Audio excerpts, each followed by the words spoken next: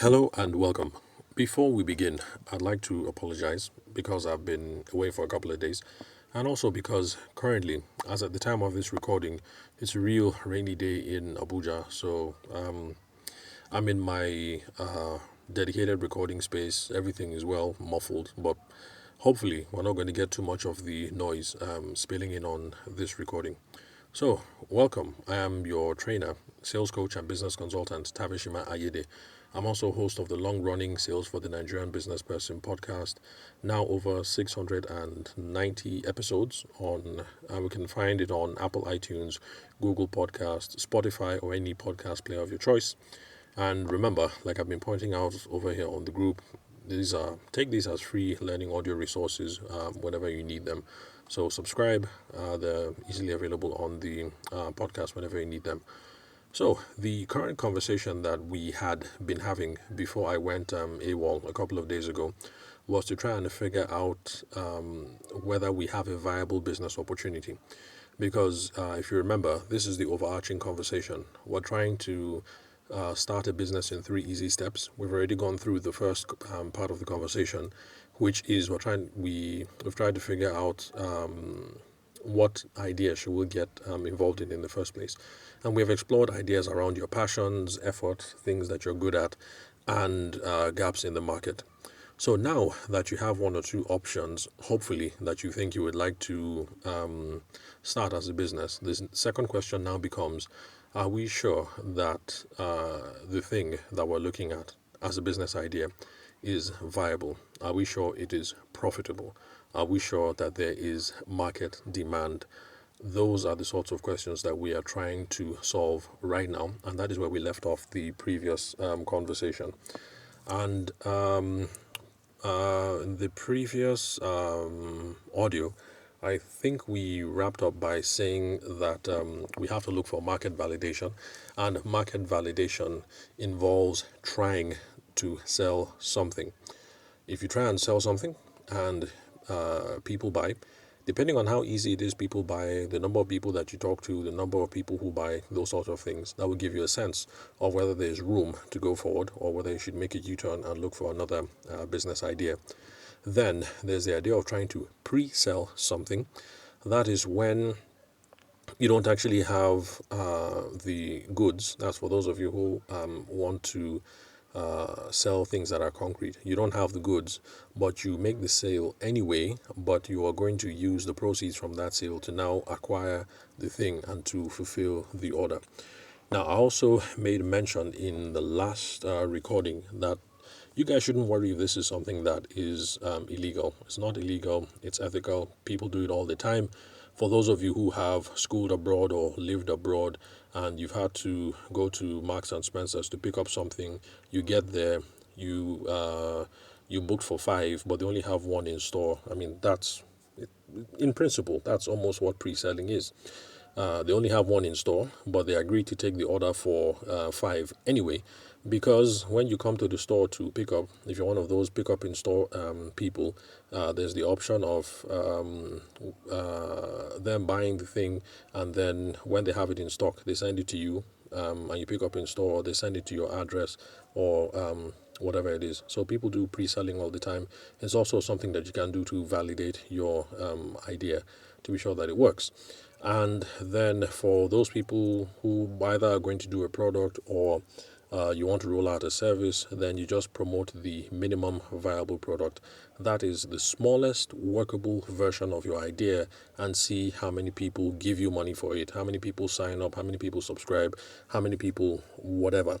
But the point is, we're looking for people to take specific actions beyond saying, "Oh, this is a good idea. If you were to do this, I would buy it." I mean, that's not good enough in this case, because we are trying to get market validation. We're trying to figure out, will people pay for this? How much will people pay for this?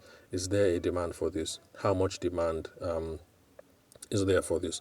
And so those were the conversations that we started the last time. So we're still on that question now. How do you sell something to discover if this is a profitable market to begin in?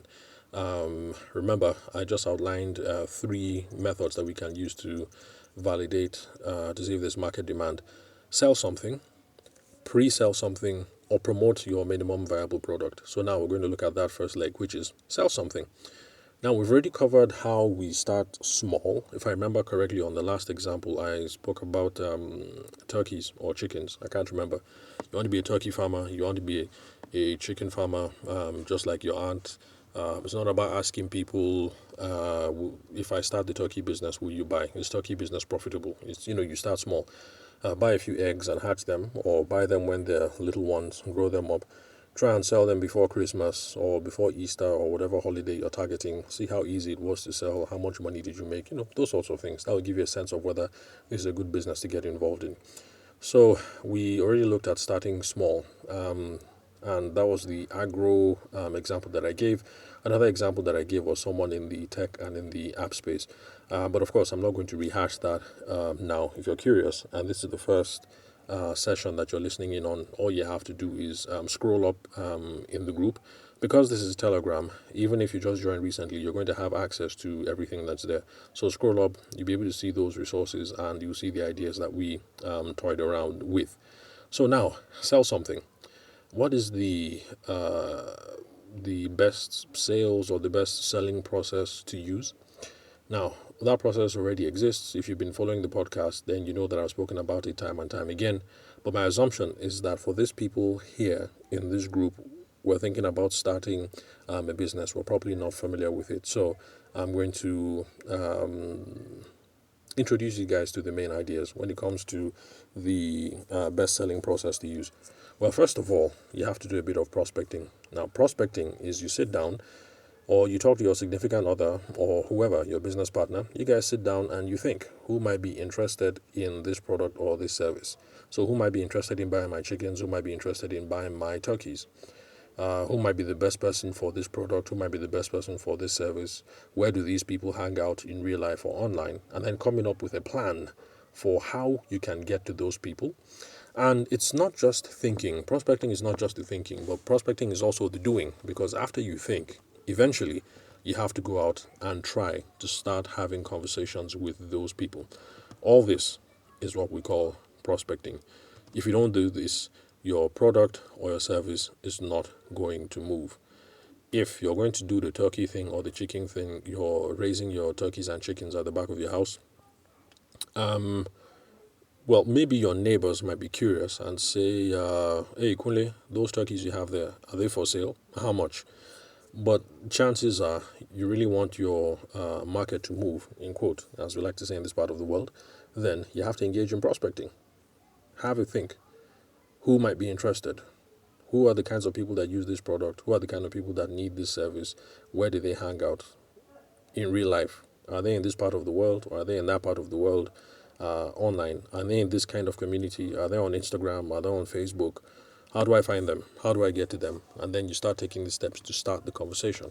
So that's number one, prospecting. Then number two, qualification. Now, this is the idea behind qualification. Now that you're talking to someone, you're talking to a stranger, someone who didn't know you before. Well, it doesn't have to be a stranger. Even if you start with friends, family members, and associates, people at work, that's okay. It's not a problem. But the spirit is essentially this qualification. Now that you're talking to someone, you're trying to figure out, is this the right person? What problems are they facing? What vision are they working towards? How does the product or service help them? And why it's important to have all these conversations is because it's from having conversations like this with people that you're going to know what it is to say in your sales pitch. So let's say you're talking to someone at the office and you're talking about how you started poultry. Before you go into a pitch about how you have the best turkeys in the world and the turkey is a Thailand breed that has 30% more meat and you only fed them on millet so they're healthy, is not stuff that has been imported from Denmark or wherever it is that we import chickens and turkeys from in Nigeria. You need to ask them. You need to get a sense of what problems they're facing and what vision that they're working towards. So does somebody want to buy affordable meat? Does somebody want to buy high-end meat? Is somebody tired of eating artificial food products? Let's see what else. Does somebody have allergies to poultry products. These are the different things that you need to know before it is that you can make your pitch. Because if somebody's looking for um, affordable, affordable food, okay, I'm not sure how affordable or how expensive turkeys are. So let me just assume that turkeys are expensive.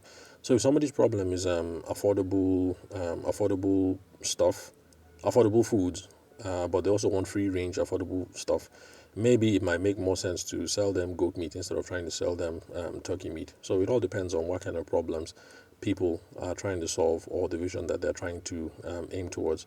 Now, I'm not just talking to people who are selling chickens and turkeys, but it applies whether you do a product or you're a service. You need to get a sense of who it is that you're talking to, whether you're talking to the right person, what problem do they have, what vision are they aiming towards, the how does a product or a service help them. We need all this background information because this is how we're going to turn around and we're going to make that how we're going to make that pitch.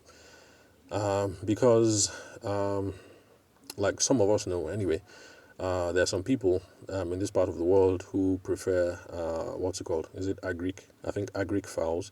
Those are chickens that are raised naturally, I think, with no fertilizer. Okay, no, you don't raise chickens with fertilizer. What's it called? And I can't remember, but you get the sense of what I'm talking about. Chickens who've been raised naturally. Now they are lean, the meat is tough, but some people say that that's the real sweet stuff. And then there are other people, like me, for instance, I can't really be bothered whether they're lean and sweeter. I just want huge chunks of meat. So your sales pitch is going to be different depending on who it is that you're talking to. Some people are going to want a Greek, and if that's what they want, and you have a Greek, because you've done well in qualification, having those open conversations with them to try and figure out their background, you're going to be able to make an effective pitch. Then, finally, there's discovery. You're trying to figure out if this person has a problem that is worth solving or if they're merely curious about your product or your service. So, if your neighbor comes over to say, "Hey, Kunle, I've been hearing these turkeys. Are they for sale?" You want to be able to have a frank conversation with them to figure out whether they're interested. Try to figure out whether they're interested or maybe they're just curious. Because the thing is, curious people never buy. They might just be doing research. They might just be busybodies. They might buy later. But that's a topic for another day. That's where we're going to explore lead nurturing. That is where people have expressed interest before. They didn't seem to be ready to buy now. So we need to look for ways to keep hanging around them so that when they're ready to buy, we happen to be the ones so that they can take the plunge with us. So that's what discovery is about. Is this person curious or do they have a problem that they're trying to solve? Can my product or service solve it? Is this a must have? Or is this a need to have? Because somebody can come and price with you from today to tomorrow. But if the person thinks that turkey is a nice to have, free range turkey, that's turkeys that are raised naturally, they walk about the compound, they have sunshine, they eat worms, they eat corn, they eat rice, they eat bugs, that kind of thing. If people think that's a nice to have, then they can price from today to tomorrow. But then if it's cheaper to just go to the market and buy turkey that's imported from Sweden or Denmark, that's what they're going to do because they think free range turkey is a nice to have. But then if you're dealing with people like one of my aunties who believes that free range, agric, natural chickens, like that's the main deal, then you now know that okay, this person has a problem that is worth solving, and they're not going to mind paying more because they believe that chickens and turkeys that grow up around the compound, who eat grass and eat worms, and you feed them millet and all that, and they stay in the sunshine, they stay in the rain, they move around, they have exercise. They believe that those are the best kind of chickens and turkeys to eat. But then the stuff that we import from Sweden or Denmark or America or whatever that are bred in cages, pumped with fertilizer, pumped with growth hormones, and raised from chicken to adults in 3 months and then slaughtered. They've never seen daylight, they've never done any exercise. So people who who believe that they have a problem, a serious problem, when it comes to free range chickens, they're the ones that are going to buy your stuff. Anybody who thinks it's a nice to have will waste time pricing. Will come today and price, come tomorrow and price, come the day after tomorrow and price. But that person was never really going to buy because as far as they're concerned, Sweden, Nigeria, backyard, Switzerland, it doesn't matter. Turkey is Turkey. The person just wants a big piece of turkey. By the way, I'm talking about me. So if you raise turkeys in your backyard and I come and I'm pricing, don't waste your time on me. I'm just looking for the biggest turkey at the cheapest price. Then, presentation. That's the part where you tell them it's a good idea for them to buy your product or your service, to buy your turkeys. And that is only effective. It only works if you've done steps 1 through 3. That is, if you've thought about prospecting, who are the right people I need to talk to? If you've done qualification, am I talking to the right person? And then discovery, do they have a problem? How deep is the problem? And can my product or service solve that problem? It's only then that you can make the presentation and say, look, my guy, you know that right now your wife is 6 months pregnant. You know how pregnant women are. Your wife's craving is that she wants free range turkeys. And if you check this part of Lagos, I'm the only person that has free range turkey. Mama Kunle down the street, her own turkey is imported from Switzerland. It is pumped full of fertilizer. Your wife is pregnant. This is not the time to be pumping her full of fertilizer. It's going to affect the baby. My turkeys, you who have seen these turkeys grow here for the last 1 year. You've seen them in the sun and in the rain. I feed them well. I give them rice. I give them millet. I give them this. I give them that. Bros, for your wife, you want the best. For your baby on the way, you want the best. So buy these turkeys. Don't go and buy that cheap stuff in the market. You can only make that kind of presentation if you've gone through all these steps in the beginning and you know the background, the whole backstory about his wife's cravings and why they want free range. Because they're pregnant, they're expecting their first baby and all whatnot. You can't make that kind of effective pitch if you haven't gone through qualification and discovery. That's the only way you're going to get the background information. Then, of course, the final step is to close. That is where you get them to take action. Now, we've gone past 15 minutes, so let me bring it to a close. I'm going to give you guys in the group an assignment. I need someone to use as a case study. Right now, I've been freestyling and talking about turkeys and talking about apps for trucking and things like that. That might be something that some of you cannot relate to because you're not involved in poultry and because you're not thinking of anything that is high-tech. So I need someone to use as a case study. Is there anyone in the group currently who has figured out an idea that they want to pursue? Let us see how we can help them sell something and discover if this is a profitable idea. The first person who responds is the person who is going to be chosen. So tell us who you are, which part of Nigeria are you in. You don't have to tell us your house address. Just say Lagos, Abuja, Owerri, whatever. And then the idea that you want to validate, but it's going to be 1 year, one idea only. So don't say, well, I'm thinking of doing turkeys. I'm also thinking of making hair. I'm thinking of selling Ankara, and I also have this idea for using AI to improve other people's businesses. Let's keep it simple. Just one idea only. If you think that Ankara idea is the most viable one, then let us know and let's see how we can help you out. So while we're waiting for a volunteer, the rest of you be sure to reach out to me for sales training and coaching, business strategy, customer experience, leadership and team development, negotiation and deal closing skills, and career development. That's for those of you who are still in the 9 to 5. Maybe you work in Zenith Bank or you work in NNPC or whatever, and you want to move up the ranks. Sales and business development skills can help. So I'll see you guys at the next session. Hopefully somebody would have responded before then. So we'll use this as a practical example and then work through how we can validate this idea. Let's see if there's any market demand for it, because we're trying to do the first step, which is we're trying to sell something. After we're done with this case study, we'll move to examples for pre-selling, and then we'll explore some more ideas about the minimum viable product. When we're done with that, we would have come to a close on the second part, which is trying to figure out if this business idea is profitable. And then we'll look at the final step, stage 3 of starting your business in 3 easy steps, trying to figure out, can we come up with a simple, repeatable selling framework, selling process, so that we can scale this business beyond us. So thanks for your time and attention. I'll catch you guys at the next session.